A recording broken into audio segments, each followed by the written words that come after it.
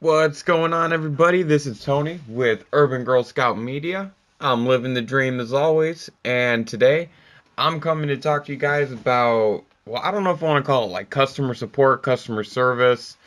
Um, I don't know what term you want to use. You can even say like human relations, I guess, for some places, but I want to talk about this um, and kind of just lump them all together and just discuss something for a moment that is going on that I want to make sure you guys are aware of, both in the nerd community and in the overall community. I think it's important to point this out.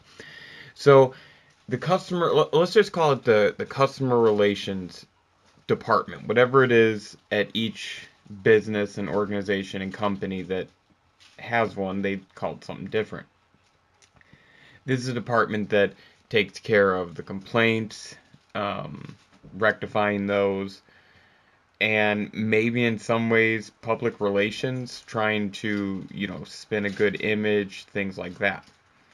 So I think you can tell a lot about where a business or an organization or a company is based on what their current customer focused department, whatever you want to call it, we'll call it the customer service department, whatever it is doing at the time.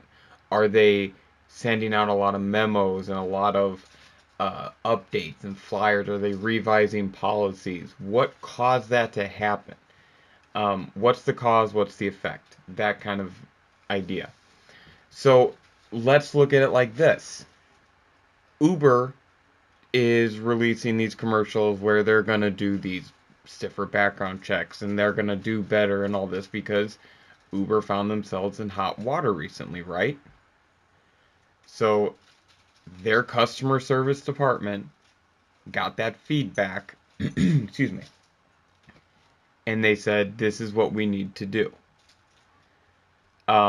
Is it Wells Fargo that is sending out these commercials now? We've lost touch with our customer base because they received, through their customer service department, feedback that they are doing a poor job.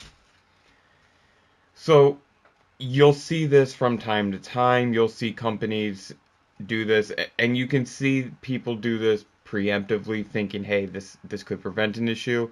You could see this in reaction to something that is just happening right now in the moment, that the bigger picture they probably could have seen coming, but couldn't have seen the severity of it.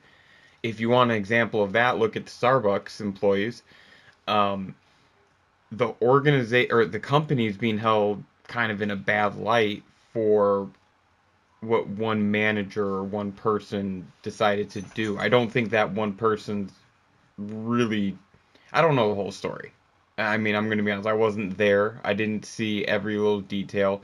I don't know everyone's thoughts and emotions and motives behind it, but I have a hard time believing that that one person that called the police um, represents the entire company's views and aspects verbatim. Just my opinion. Take it or leave it. But then there's the times where you'll see those big changes to the customer service, or trying to be more customer focused, customer appreciative. You'll see that when a good amount of time has passed between cause and effect. I think Uber is actually a good example for, it's been some time since these allegations and some of the issues that they had in the news started. So if I haven't lost you, you might be thinking, what the fuck is Tony rambling on about? And maybe you know, maybe you don't. So, in my ongoing frustration with Wizards of the Coast, owned by Hasbro, the people who make our great game Magic the Gathering, three things have happened that I think are very important to note and make sure that we're all aware of and then react accordingly. First off, is we were told that we are now in the feedback era. Big sigh. Because what the fuck have we been in for the past 25 years? Is the information that we've given you guys the the freedom to have our feedback really all over the web and everything we've done. Um, what was that? Second is they've sent out, and I've seen this online, and I received one, but I didn't reply to it in time.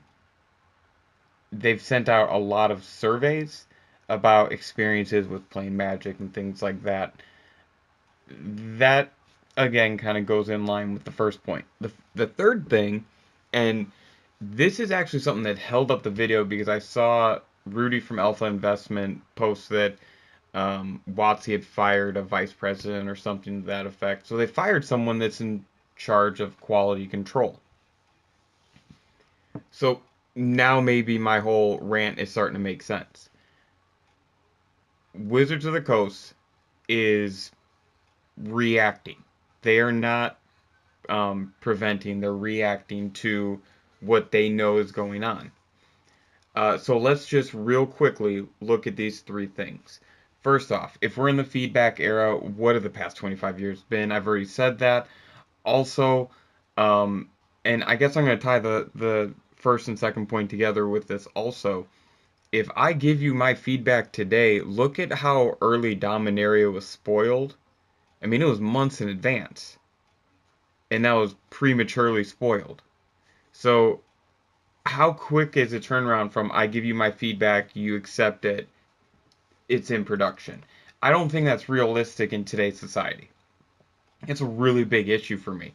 Just looking at it from that perspective, your feedback era, I'm doing the air quotes here, your feedback era, as you so bullshittedly call it to all of your consumers, is really just a way for you to kind of pull the blanket, the wool over our eyes, and not make it as bad as it is.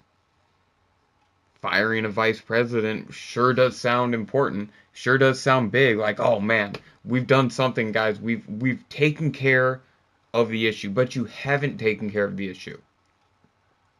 I don't want to steal everything that Rudy said about this because he does such a better job covering this than I can. But the fact of the matter is, if you have an NBA team with a head coach, three assistants, and a 12-man roster that is just garbage from top to bottom, all 16 of them are just garbage, and you fire the assistant, the top assistant, or even the head coach, what have you done? I'm not going to give WotC credit, and I don't want anybody to give WotC credit for what they've done. I imagine the vice president or the gentleman that was fired will be okay. I imagine financially they'll be okay. But here's the point. Don't give them credit. They're reacting several months, possibly several years behind the eight ball here.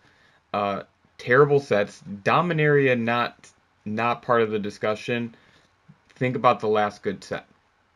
I'll wait for you to give me that feedback. Um, I'd say probably Return to Ravnica might be it for me. I mean, I don't know. There's a few good ones in between, but some of them are good for the individual cards, not for the overall set. And I mean, even Return to Ravnica, you could make an argument, but I really enjoyed that set. Anyways, um, they've been getting the feedback for 25 years. They've been ignoring it. They're not worried about it.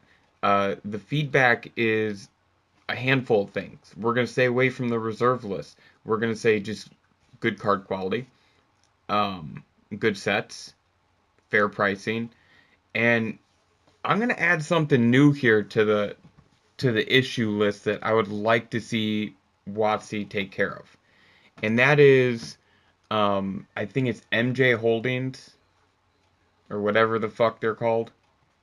I would like to see them maybe put in line for the absolute garbage that they sell. That's going to be a different video. Um, the fact is, though, don't give WotC credit. Just don't. Don't sit here and think, oh, well, they're making moves. They're sending out surveys. They're doing all this stuff. They're really caring. No. It's not that they care. It's that they understand, hey, we need to do something. they're just throwing darts at the wall. They're not even aiming for the dartboard. They're just throwing darts at the wall and seeing what sticks where. We'll see what happens with the follow-up to Dominaria. We'll see what happens with um, some of the other products they have coming out. There's going to be a lot of specialty products, which I'm going to make a little side rant on that in another Scoutcast here very soon.